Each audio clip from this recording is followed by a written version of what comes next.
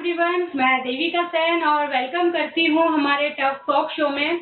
Guys, मैं बताना चाहूंगी आज के जो हमारे सेलिब्रिटी है संजय जी की अगर मैं बात करूँ, जब वो इस इंडस्ट्री में आए थे तो 18 साल की एज में उन्होंने नेटवर्क मार्केटिंग को स्टार्ट किया।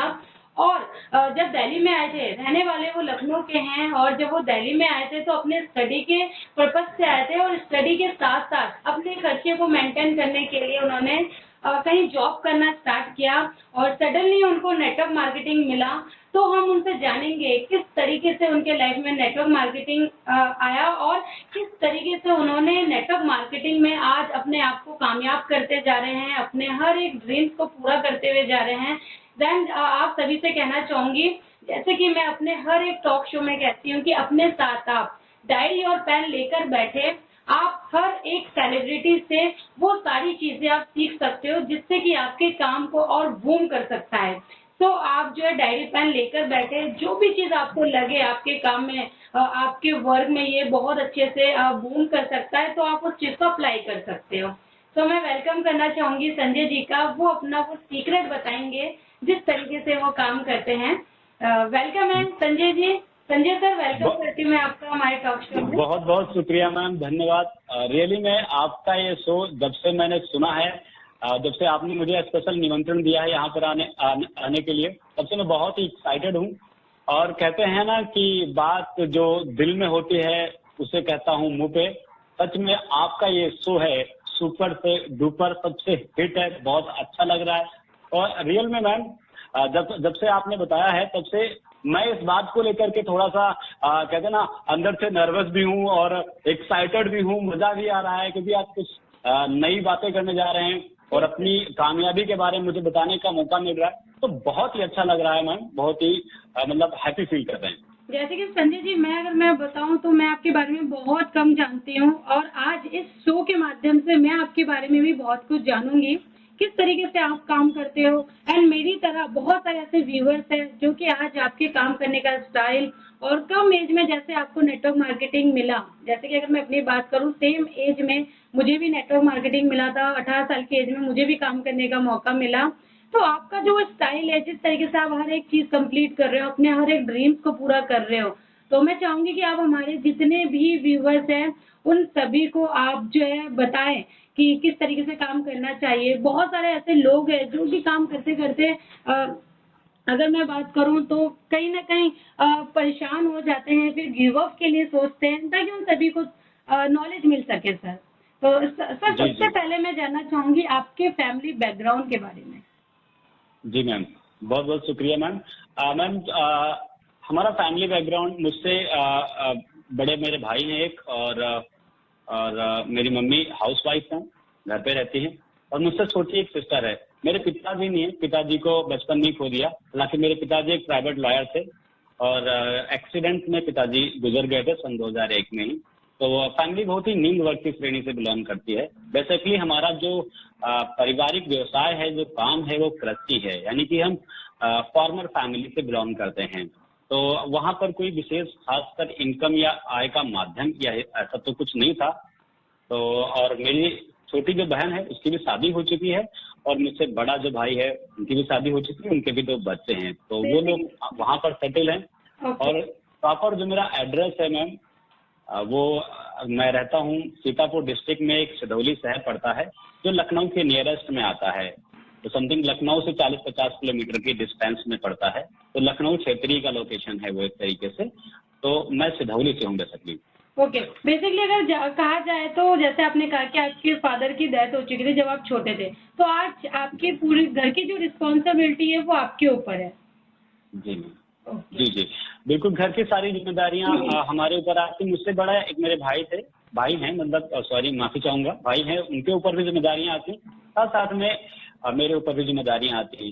पर कहते हैं ना कि लाइफ में जब जिम्मेदारियां आती हैं तो कई बार क्या होता है कि जिम्मेदारियों को हम ले नहीं पाते हैं, या फिर कई बार ऐसा होता है कि हम भटकने लग जाते हैं। तो खासकर माँ का मेरा ट्रस्ट और फैमिली का ट्रस्ट ज़्यादातर मुझसे ज़्यादा अटैच है, मुझसे ज़्यादा कनेक्टेड हैं। तो मैं उन जिम्मेदारियों को और बखूबी और अच्छी तरीके से लेने का प्रयास करता हूँ। ओके, तो सर जैसे नेटवर्क मार्केटिंग, पहले आप आई थिंक जब आप दिल्ली में आए थे तो आपने कहा था कि आप स्टडी कर रहे थे उस दौरान। जी मैम। ओके, तो स्टडी के साथ साथ फिर कैसे आपके पास नेटवर्क मार्केटिंग आया सर? कैसा क्यों लगा आपको कि आपको नेटवर्क मार्केटिंग करना, मतलब इसमें इस इंडस्ट्री में आपको वर्क करना चाहिए? बहुत ही अच्छा सवाल है मैम।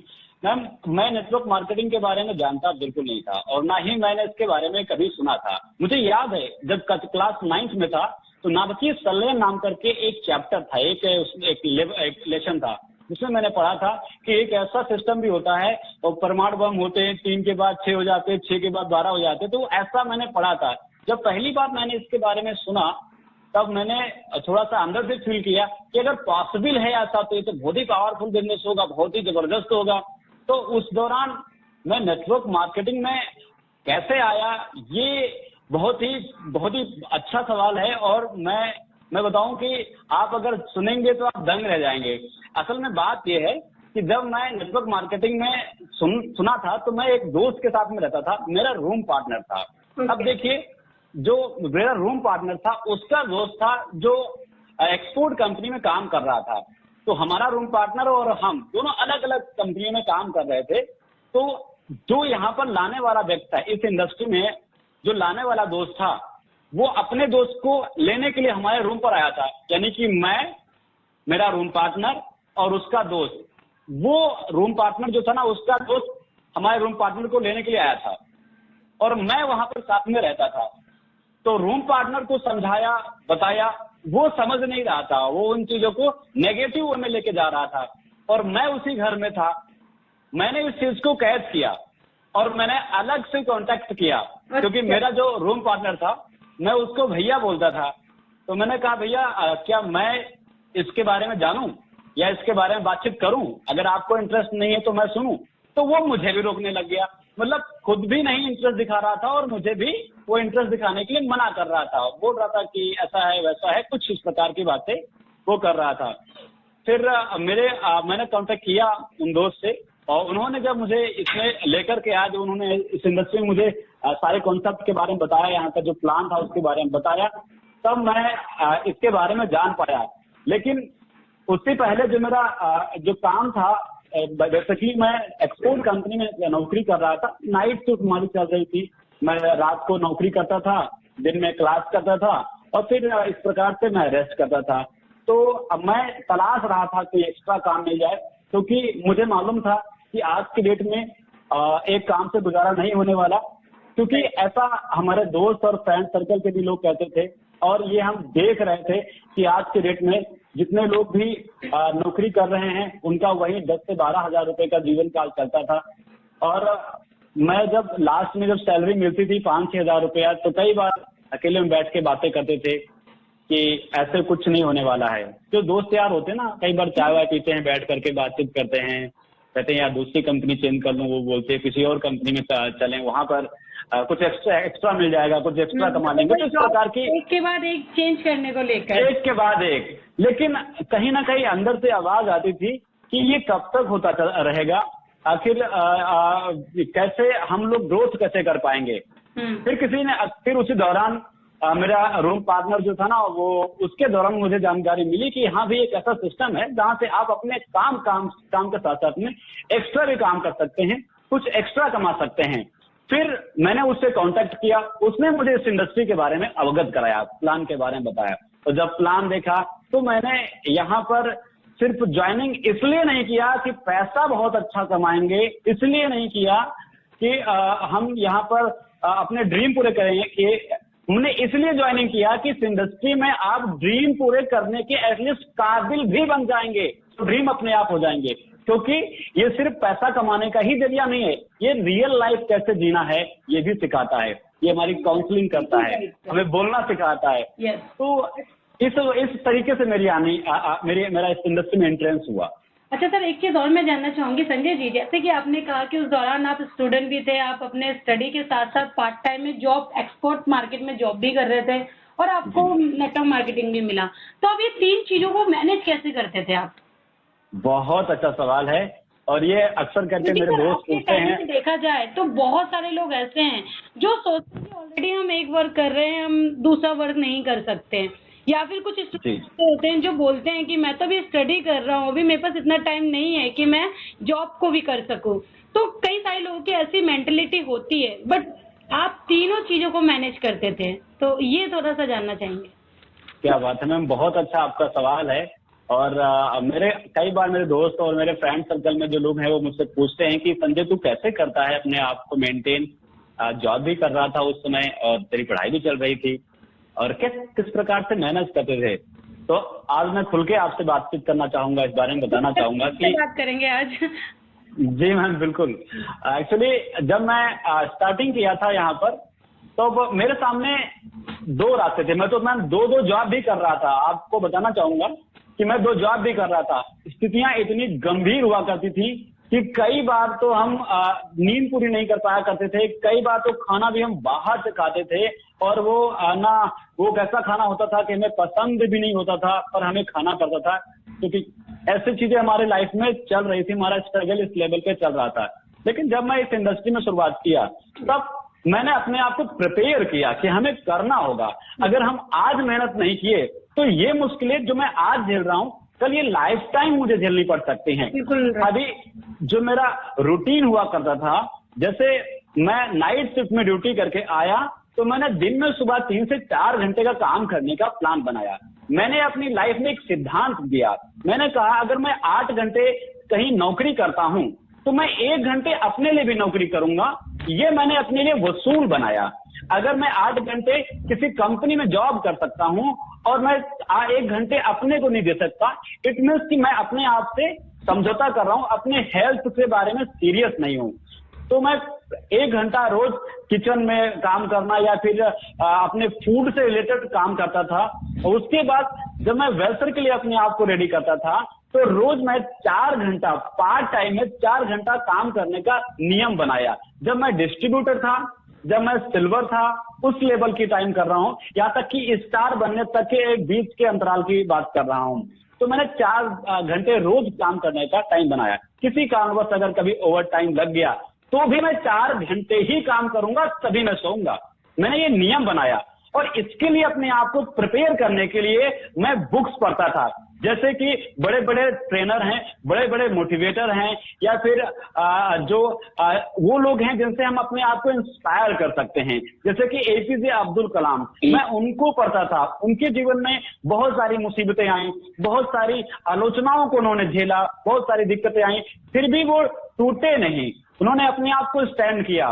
कई बार ऐसे सक्सेस मैन थे, उनके बारे में मैं पढ़ता था, जैसे अमिताभ बच्चन हो गए, शाहरुख खान हो गए। ये लोग अपने टाइम को मेंटेन कैसे करते थे, तो मैं इनके बारे में पढ़ता था। कोई मोटिवेशनल मूवी देखता था और उस मूवी को अपनी स्टोरी से रिलेट करता था, और मैं सोचता था कि अगर एक एक्टर एक छोटे से रोल के लिए अगर वो 4-4, 5-5 महीने मेहनत करता है, तो अपने काम को किस लेवल पे लेके जा रहा है। अगर वो सिर्फ एक काम के लिए अपने आप को इतना स्ट्रिक्ट कर सकता है, तो ये तो हमारी लाइफ का सवाल है। सोचो जरा, एक मूवी के लिए एक एक्टर कितनी मेहनत करता है। अभी एक मूवी आई थी, जिसके बारे में एक मूवी आमिर खान की थी, जिसमें दंगल, आपने नाम सुना होगा। उन्होंने अपनी फैट को इतना मोटा कर लिया, राइट, अपने रियल में अपने आप को खिलाया और मोटा किया ज्यादा। हाँ। और फिर वो पतले हुए, यानी कि इतनी एक्सरसाइज किया कि अपने आप को पतले किए। एक मूवी के लिए वो व्यक्ति इतना सीरियस है। जी, मैं बताना चाहूंगी, मैं दंगल की जो मूवी है, मैंने उसके मूवी के बारे में मैं जब देख रही थी, तो उन्होंने जो शूटिंग, उन्होंने जो अपनी सोच रखी थी कि जो मेरा पेट, मैं पहले वो रोल करना चाहता हूँ जिसमें कि मैं अपने बॉडी को पहले जो है अपना वेट बढ़ाने वाला रोल पहले करना चाहता हूँ, ताकि मेरे पास एक टारगेट रहे कि मुझे फिर बाद में जो है वेट को कम भी करना है। तो उन्होंने वो वाला रोल निभाया कि वेट को ज्यादा करने वाला, फिर उन्होंने वेट को कम किया, फिर उन्होंने शूटिंग की। मतलब रियली लाइफ में अगर कोई टारगेट बन जाए ना, तो सच में हम बहुत कुछ कर सकते हैं। बिल्कुल। तो मैं ऐसी स्टोरियां पढ़ता था, ऐसे वीडियोस देखता था। हालात ऐसे थे कि वीडियोस देखने के लिए हमारे पास नेट नहीं हुआ करता था, स्मार्टफोन नहीं हुआ करता था। उस टाइम स्मार्टफोन का इतना जमाना नहीं था, लोग स्मार्टफोन को था ही नहीं स्मार्टफोन तो नहीं। अब साइबर कैफे वगैरह पर लोग देखते थे। हमारे यहाँ तो टीवी भी नहीं था। हम लोग तो टीवी भी दूसरों के घर में मुंह ना धक-धक करके देखते थे, ऐसा था। दोस्त यारों के घर चले गए तो देख लिया। हम बुक्स पढ़ते थे, ऑडियो सुनते थे, मेमोरी का टाइम था वो, तो मेमोरीज में वीडियो और ऑडियो डाल करके सुनते थे। तो इस प्रकार से अपने आप को मेडिटेट करते थे, बिजनेस के प्रति तैयार करते थे, सीखते थे और इंस्पायर होते थे। बिल्कुल संजय जी, ये जो आपने मैसेज दिया ना कि किस तरीके से आपने हर एक चीज को किया, किस तरीके से मतलब किस तरीके से आपने समर्पित कर दिया अपने आप को हर एक सिचुएशन में। तो आज के टाइम में आपके एज के बहुत सारे ऐसे बॉयज और गर्ल्स हैं, जैसे कि इस एज में कहीं ना कहीं वो इतने ज्यादा सीरियस नहीं हो पाते काम को लेकर और चीजों में अपना टाइम इन्वेस्ट कर देते हैं। और जैसे कि अगर मैं बात करूं, जैसे इंटरनेट में आई डोंट नो, मतलब इतनी सारी चीजें वो देखते हैं जो कि बेकार की चीजें हैं, उन सब चीजों में अपना टाइम इन्वेस्ट कर देते हैं। बट रियली ये जो आपने टाइम इन्वेस्ट किया, हमने जो टाइम इन्वेस्ट किया, जिसका आज हमें बहुत अच्छा रिजल्ट मिला है। जी मैम, मैं आपसे पूछना चाहूंगी कि आपने जब आपने काम करना स्टार्ट किया था नेटवर्क मार्केटिंग में, तो आपने किस तरीके की सिचुएशन को फेस किया? मतलब अगर बात करें कि डिफिकल्ट क्या क्या आया आपके लाइफ में उस दौरान? जी, बहुत ही अच्छा सवाल है मैम। समस्याएं मैम बहुत प्रकार की आती थी। एक बार मतलब कई सारे ऐसे हमारे सामने चैलेंजेस आते थे जब हम टूट जाया करते थे, कई बार हम कमजोर जाया करते थे। एक बैचलर के लिए सबसे बड़ी प्रॉब्लम क्या होती है? सबसे पहले अगर एक बैचलर आज की डेट में चाहे वो जॉब कर रहा हो चाहे वो जॉब नहीं कर रहा है, एक सिद्धांत बनाए अपना कि मुझे कम से कम नेटवर्क मार्केटिंग में ज्वाइनिंग जरूर करना है। भले ही वो पैसा कमाने का पर्पज बाद में बनाए है या नहीं है, पर इसमें एक आपको लर्निंग मिलेगी, सीखने को मिलेगा। पहला पॉइंट तो ये है। और जब आप सीखने के लिए जाएंगे तो पहला लेसन ही होगा कि आपके ड्रीम होने बहुत जरूरी है, सपने होने बहुत जरूरी हैं। तो ये पहले बात ये बहुत ही इंपॉर्टेंट है।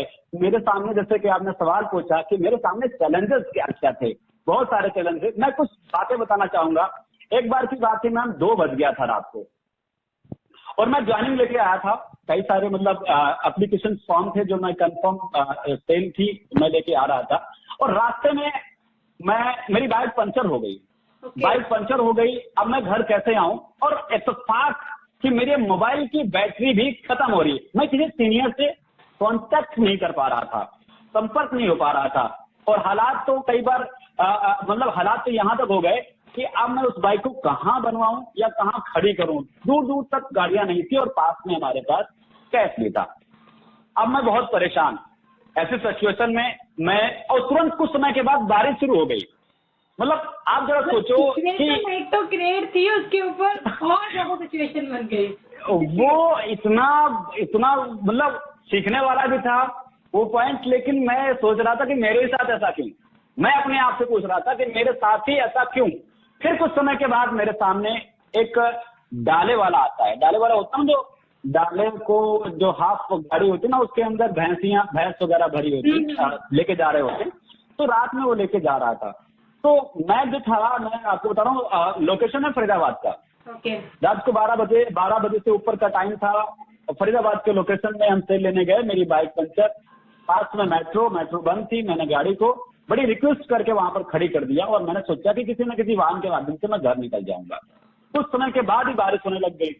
मैंने बड़ी मुश्किल से एक डाले वाले को हाथ दिया। उसने मुझे बैठा लिया, अच्छा समझ के, क्योंकि टाई पहन रखा था मैं, तो उसने बैठा लिया मुझे।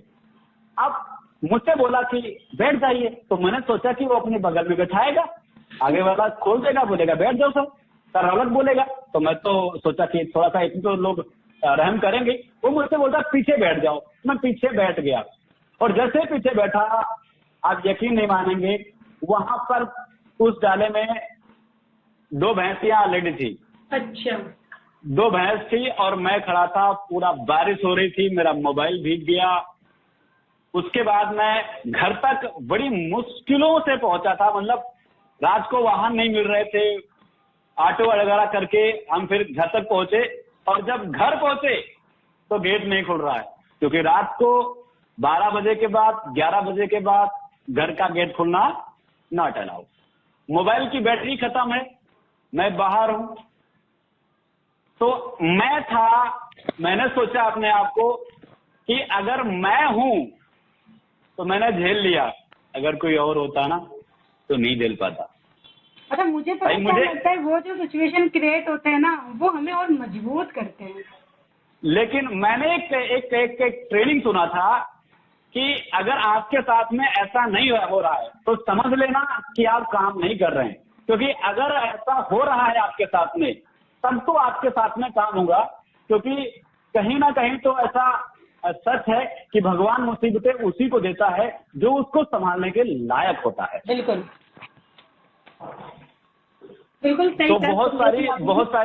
बहुत सारी चीजें हैं इसके ऊपर मैम। तो उस टाइम कई बार हम आपको- मार्केट में अच्छा, उस सिचुएशन में आपको लगा कि आपको गिव अप करना चाहिए, ये क्या सिचुएशन है, और कब तक ये सिचुएशन, ये फर्स्ट टाइम ही है या फिर इसके बाद भी ये सिचुएशन क्रिएट होगी? ये एक मैं तरीके से आपको एक वो बता रहा हूँ, एक हमारे साथ में कब हुआ था। ऐसा नहीं कि ये बहुत बड़ा था, बहुत बड़े वाली समस्या आई। जैसे कि हमने काम करना शुरू किया, कोई व्यक्ति स्टार बन गया, स्टार बनने के बाद में उसने कोई गलती किया और उसने किसी भी वजह से अपनी टीम को या अपने टीम के साथ में कुछ ऐसे काम किए कि पूरी टीम खत्म हो गई, और इससे आपका भी बड़ा नुकसान हुआ। चाहे वो लॉयल्टी लेवल का हो, चाहे वो किसी भी वजह से आपकी एक तरफ की टीम खत्म हो गई।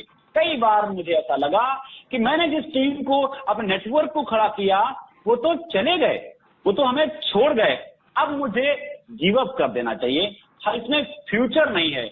फिर मैंने कुछ वीडियोस सुने और कुछ मैंने सीनियर से डिस्कशन किया, और जब मैं बुक्स पढ़ता था तो उसमें लिखा होता था कि आप एक बॉल की तरह होते हैं।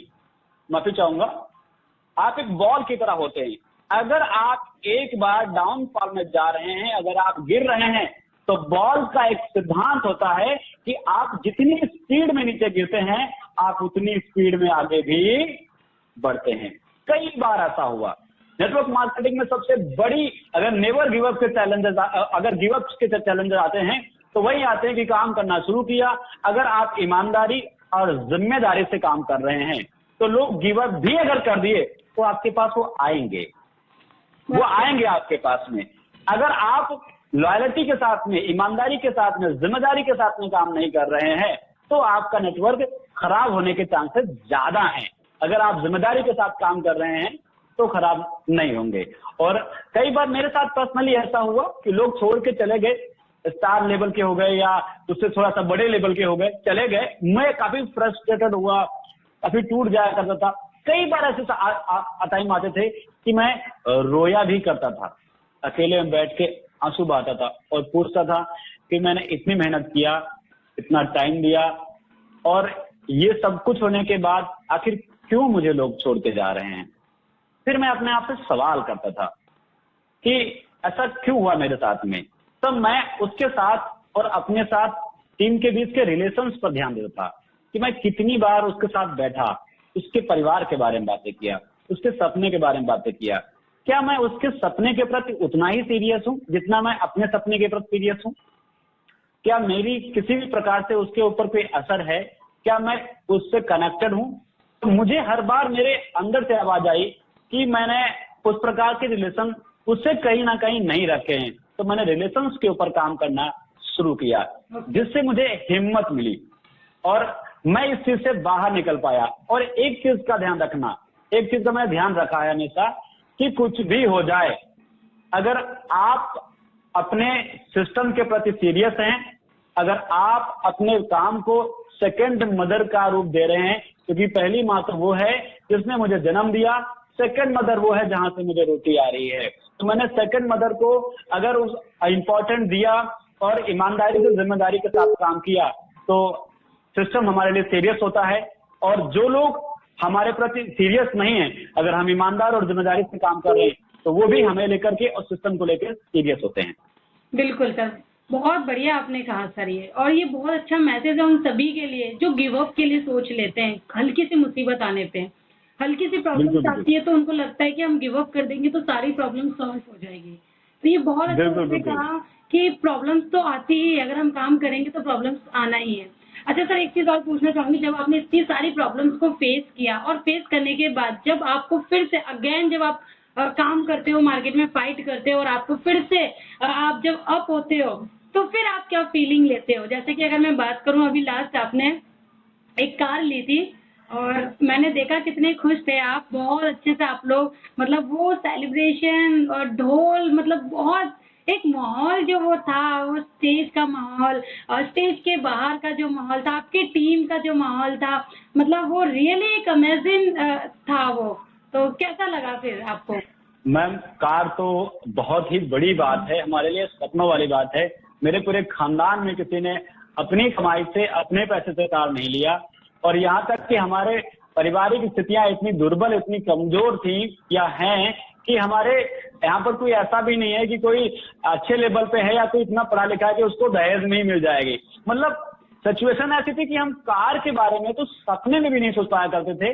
हम तो उस वर्ग से थे कि अगर रोड पे खड़े होते थे और किसी को कार में बैठे हुए देखते थे तो हमारे मुख से ऐसा निकलता था, कितना बड़ा है, कितना अमीर है। तो मेरे अंदर तो ऐसा था कि यार हम कब ऐसा बनेंगे और काश मेरे पास भी कार होती, ऐसी फीलिंग्स लेने वाले थे। लेकिन जब मेरे पास स्वयं आई, रियल में मुझे लगा यार जो सिस्टम में कहा गया था और मैंने जो जो टारगेट्स बनाए, लिख के जो मैंने काम किया, ये हुआ है। मैंने इस पर ध्यान दिया। जब मैं इस इंडस्ट्री में आया था मैम, मैं कार तक की छोटी सी मेरे पास मतलब एक तरीके से बता रहा हूँ कि कैसे मैं आया, मेरा कॉन्फिडेंस कैसे कनेक्ट हुआ, मैं नेटवर्क मार्केटिंग से पूरी तरीके से कैसे कनेक्ट हुआ और कैसे मैं समझ लिया कि भाई मेरा यहाँ पर फ्यूचर है। जब भी मैं काम करना किया तो हमेशा अपलाइन का मुझे खुल के सपोर्ट मिला। इसलिए मैं अकेला ही नहीं बल्कि हमारे अपलाइन का हमारी जिंदगी में बहुत बड़ा रोल है। जैसे कि हमारे अपलाइन जो हमारे स्पॉन्सर हैं, डॉक्टर गजेंद्र सर, उसके बाद जो हमारे सपोर्टिव अपलाइन है जो दिल से हमेशा साथ में जुड़े होते हैं, हमेशा हर तरीके से हमें गाइड करते हैं, और वो है हमारे संतोष सर। उसके बाद और हमारे अपलाइन है जो हर घड़ी में और हर मुश्किलों में हमारे साथ खड़े होते हैं। रिस्पेक्ट हम बहुत दिल से करते हैं, श्याम सर। इसी प्रकार से हमारे जो भी हमारी मैनेजमेंट टीम हो गई, चाहे वो राकेश सर हो, चाहे वो रिस्पेक्टेड रवि सर हो, चाहे अर्पण सर हो, सभी लोगों का एक तरीके से मैं बहुत शुक्रिया अदा करता हूँ, क्योंकि इन्हीं लोगों से मैंने सीखा है। हमने इन्हीं लोगों से सीखा है, तभी मैं आज अपने इस ड्रीम तक पहुंच पाया हूँ। क्योंकि जो भी मैंने यहाँ पर चेज किया है, ये सारी अचीवमेंट में हमारी इन अप्लायंस का बहुत बड़ा योगदान रहा है। और जब मैं यहाँ पर काम करना स्टार्टिंग में शुरू किया था तो मुझे ड्रीम्स बनाने के लिए बोला गया था। असल में मैं ड्रीम्स तो वही जानता था जो रात को देखते हैं, पर जब सर ने बोला कि आपको ड्रीम वो देखने हैं जो दिन में देखे जाते हैं, तो मैं आंखें खोल के सोना शुरू किया। तो मैंने कहा अभी तो ड्रीम दिख नहीं रहे हैं। मतलब आप सच में, मेरे कोई सपने नहीं थे जब मैं इंडस्ट्री में आता, कुछ नहीं पता था, मेरे लिए बिल्कुल नया क्षेत्र था ये। फिर मैंने सीरियस होके ड्रीम बनाना शुरू किया। पहले तो मजाक लगता था कि सच में कौन सपने बनाता, कोई लिख के काम करता। फिर मैंने इसके प्रति सीरियस होना, पढ़ना शुरू किया। जब सीनियर के साथ बैठना शुरू किया तो उन्होंने बताया नहीं मैंने ऐसा किया है, और मैंने सीनियर को करते हुए देखा तो मैंने भी उसी प्रकार से करना शुरू किया। मैंने सिल्वर का टारगेट बनाया, काम करना शुरू किया, और मेरा टारगेट के टाइम वो पूरा हुआ। जो मैंने लक्ष्य बनाया था वो मैंने पूरा किया। फिर मैंने बाइक का सपना बनाया।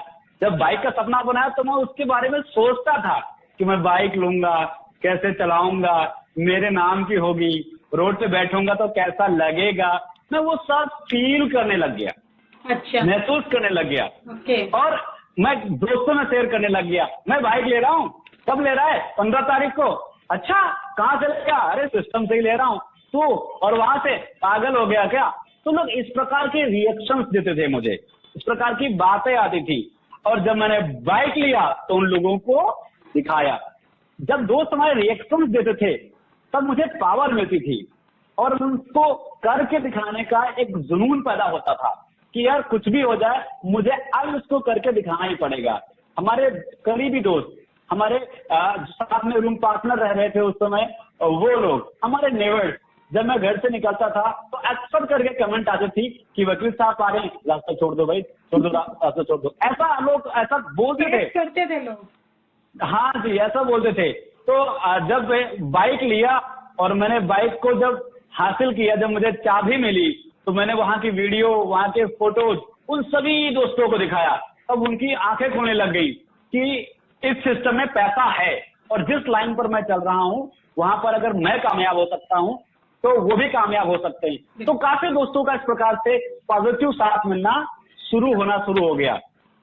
जैसे कि अब वो कोचिंग लोग के सिस्टम में पहले लोग सब अगेंस्ट रहते हैं, बट जब कामयाबी देखते हैं, अचीवमेंट देखते हैं, तो सारे लोग फिर कहीं ना कहीं हमारे साथ कनेक्ट होने लगते हैं, साथ हो जाते हैं। बिल्कुल मैम। तो और एक कार का जो ड्रीम था मैम, कार जी। तो वो कार का मुझे जानना है। जी, जो कार का ड्रीम था मैम, मेरे लिए बहुत ही बड़ा सपना था, बहुत बड़ा सपना था। मैं जब इसको अचीव किया, जब मुझे कार मिल रही थी, मुझे याद है सर ना हमारे मुकुट लेकर के आए, तो मुझे मुकुट से बड़ा मजा आया।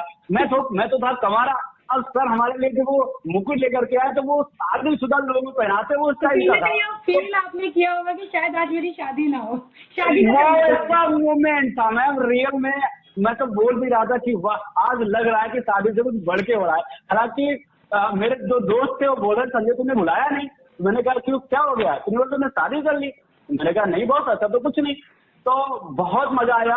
और जब उस कार के अंदर मैं बैठ के चला रहा था, सच में रियल में मेरी आंखों से आंसू आ रहे थे, क्योंकि वो पल मेरे लिए बहुत कीमती था। मैंने कभी नहीं सोचा था कि मैं 6,000 रुपए की नौकरी करने वाला बच्चा क्या मैं कार से चल पाऊंगा। लेकिन जब मैंने उस कार पे बैठ के सफर करना शुरू किया, मेरे परिवार में मेरी माँ ने, मेरे ब्रदर ने, सब लोगों ने प्राउड फील किया। मतलब वो ऐसे मुझे रिस्पेक्ट दे रहे थे जैसे कि भगवान को देते हैं, जैसे कि मेरे पिताजी पुनः जीवित हो गए हों। ऐसा माहौल था, बहुत अच्छा लगा। आज हर व्यक्ति खुश था, मेरे नेबर्स भी खुश थे, मेरे दोस्त भी खुश थे, मेरे घर में सब लोग खुश थे। और मैं अपने घर पे मैं मम्मी को बुलवाया और मैंने मम्मी को उसके बारे में जानकारी दिया और मम्मी को कार में बैठाया और लाल किला की तरफ घुमाने के लिए ले गया। मुझे याद है मम्मी रो रही थी, बोल रही थी कि मेरी जिंदगी अब अगर मैं ना भी रहूं तो मुझे कोई गम नहीं। और वहां से जब मैं घुमा रहा था तो मतलब इतना बढ़िया मोमेंट था दोस्तों की मैं अभी मेरे जुबान पे शब्द नहीं आ रहे। तो रियल में मैम बहुत सारी सक्सेस अचीव किया है यहाँ से। और कार का ड्रीम तो बहुत ही मैजिकल ड्रीम था और आगे भी बड़ी कार का भी सपना बना रखा हूँ। जो संजय जी, मैं जानना चाहूंगी आपके आने वाले टाइम के गोल्स, मतलब क्या है आपके आने वाले टाइम के गोल? बहुत अच्छा सवाल पूछा है मैम और बहुत ही मैं एक्साइटमेंट हूँ इसके बारे में बताने के लिए। मैम हमारा जो गोल है अब थोड़ा सा बढ़ चुका है, जैसे कि वेलसन में साथ आप देख रहे हैं किस प्रकार से बढ़ता चला जा रहा है और लोगों के ड्रीम्स पूरे होते जा रहे हैं। तो हमारा जो इसमें मैंने 2021 का गोल बनाया है, बहुत ही अच्छा लग रहा है उसके बारे में बताते हुए। 2021 में मैं अपनी गाड़ी को चेंज करूंगा और उसको हेक्टर में कन्वर्ट करूंगा। जो अभी हमारे पास Hyundai Ion है उसको मैं हेक्टर में कन्वर्ट कर दूंगा 2021 में। ये हमने अपना लक्ष्य बनाया है और ये मैं पूरा करूंगा ही करूंगा 100% है। साथ साथ में मैंने इसी बीच में कैसे पूरा करूंगा अपने बिजनेस के अंदर भी कुछ चीजों के ऊपर ध्यान दिया है कि 2020 के अंदर अपनी जो आय है, जो अपनी इनकम है, वो 2 लाख को क्रॉस करूंगा। ये मैंने एक लक्ष्य बनाया है और 2021 में अपनी टीम के ऊपर भी फोकस करने का मैंने लक्ष्य बनाया है कि 2021 के अंदर अपने टीम में कम से कम 4 लोग ऐसे होंगे जो कार फंड में एंट्री कर चुके होंगे, जो मैंने अपना लक्ष्य बनाया 2021 का। तो और 2021 के एंड तक का हमारा एक और लक्ष्य है कि हाउस फंड में एंट्री करना है 2021 के अंदर। तो ये हमारी प्लानिंग है जिसके ऊपर मैं काम करूंगा, जो मैंने अपने लक्ष्य बना रखे हैं, जिनको मैंने लिख के अपने घर लगा दिया है, या तक कि अपने वॉशरूम तक में लगा दिया है, ताकि सुबह शाम में उसको देखता रहूं और उसके प्रति डेडिकेटेड रहूं, उसके प्रति लॉयल रहूं। तो इन्हीं सपनों से मुझे ऊर्जा मिलती है, इन्हीं सपनों से मुझे ताकत मिलती है कि हर रिजेक्शन का मैं सामना कर पाता हूं। और कितनी मेहनत करता हूं, पर मैं जब एक बार इस ड्रीम को देख लेता हूं, उस घर की फोटो को देख लेता हूं, अपनी नई हेक्टर कार का जो मैंने ड्रीम बनाया है उसको देख लेता हूं, तो मेरी थकावट खत्म हो जाती है और नई एनर्जी हमारे अंदर प्रोड्यूस होने लग जाती है। तो अपने ड्रीम से मुझे बहुत ताकत मिलती है और मैं अपने ड्रीम के प्रति बहुत ही पैशनेट रहता हूं, क्योंकि मैंने अब तक जितनी भी सक्सेस लिया है तो मैंने दर बर दर जब मैंने तेज किया है तो मुझे ऐसा लगा ही नहीं कि मैं नेटवर्क मार्केटिंग में काम कर रहा हूँ। मुझे तो ऐसा फील हो रहा होता है कि मैं किसी गेम में एंटर कर गया हूँ। गेम में क्या होता है, जो आप ना इससे पूरा करते रहते हैं, क्योंकि एप्रिसिएशन भी मिलता है अपलाइन के माध्यम से, सीनियर के माध्यम से, और खुद को ही फील होता है। उस एप्रिसिएशन को कमाने के लिए मैं काम करता हूं, और जब एप्रिसिएशन कमाने के लिए मैं काम करता हूं तो मुझे आर्थिक फाइनेंशियल फ्रीडम अपने आप मिलता चला जाता है, और मुझे भी अच्छा लगता है कि यार मैं बहुत अच्छा काम कर रहा हूं और मैं उससे और बेहतर करने का प्रयास करता हूं।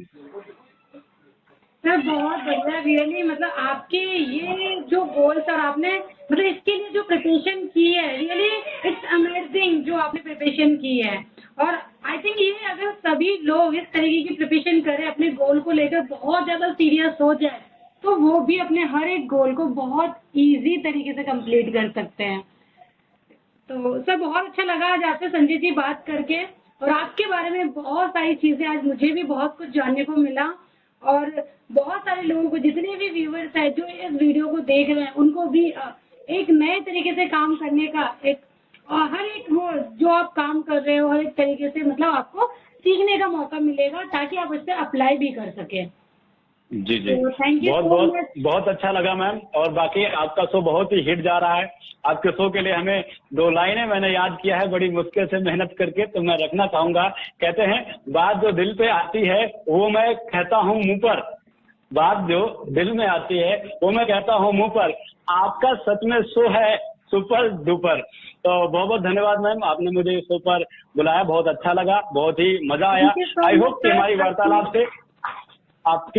वार्तालाप से कुछ लोगों को पॉजिटिव मैसेज जाएगा और व्यूअर्स सारे लोग हमसे कुछ सीख पाएंगे। बहुत बहुत शुक्रिया, धन्यवाद ma'am. Thank you so much.